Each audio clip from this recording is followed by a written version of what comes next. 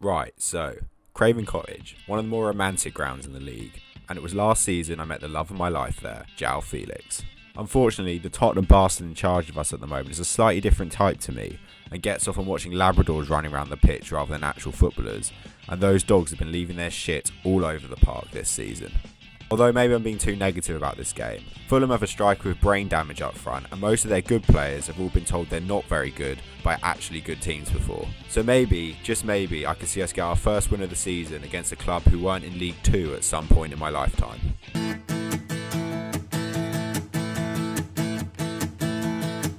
Sack off working from home and leave my house. It's raining, which is making the terrible camera on my phone even worse than it normally is, and the sky is a colour that I only ever see in this country. Get on the district line to Putney Bridge. Quite nice, but also a bit weird going the same way to an away game as I would a home one. Get off and head to the pub to meet some mates.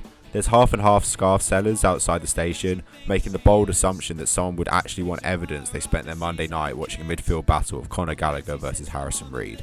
Have to walk through Bishop's Park and past the ground to get to the pub, which, even in this shit weather, is still the nicest walk from the closest tube stop to the ground in the league. Get to the pub and there's no bouncers on the door and Chelsea Fulham fans are mixing, which is what I imagine the Merseyside derby is like, except with less tracky bottoms and more blokes with double barrel surnames. The pub is ludicrously hot and the queue for the bar is really long, which is a surprise as I would have thought the game clashing with the Tory party conference this week would whittle down the numbers a little. Finally get some beers, well, non-alcoholic beers in my case, and start chatting to my Fulham mates. They're all really confident and unfortunately it's pretty justified. We've only got one more point than Luton this season and they've got a fucking game in hand. Gets to half an hour before kick-off and we leave. Luckily the lack of bouncers mean that we can leave with our drinks and we finish them as we head towards the cottage. There's a big queue outside because Fulham, not being a serious football club, let home and away fans go through the same entrance. We get in, do a quick pre-game interview and head to our seats just as it's kicking off. We're in row SS, which seems appropriate being Chelsea fans, but our view is decent and for a change I actually like what I'm seeing. We're actually doing quite well, and if Brozier was a competent footballer we'd been 1-0 up inside the first 5 minutes. We continue to dominate and it finally pays off as Chilwell clips the ball beautifully into Mudryk, who finally remembers how to play football and tucks it home.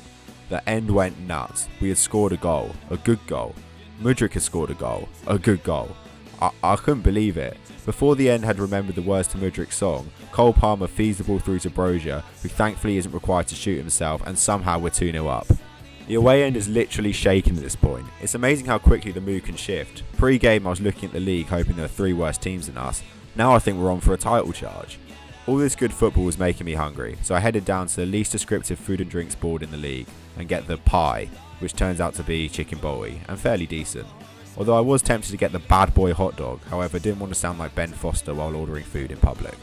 Clean off the pie and head back into the second half. There wasn't a lot going on the pitch, but in the stands it was the loudest away end for years.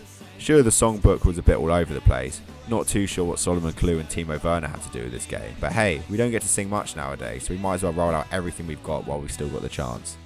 I lose my voice at one bit singing the anti-Mason Mount song as loud as I can. It's so satisfying to see a previously brainwashed fanbase turn on that overrated PR merchants Portsmouth supporting bellend. I cannot wait until United away this season. I do quieten down though a bit when the Fuck the IRA song comes on, because without getting too much into it, that chant is a little bit awkward for me. The game fizzles out and I've seen us win an away game. Last time that happened, Jorginho and Aubameyang were the goal scorers for us. There's bigger tests to come, that's for sure, but let's enjoy this moment. A run of games after the international break could completely destroy us, but let's have some optimism for a change. It's all just a game at the end of the day though, isn't it?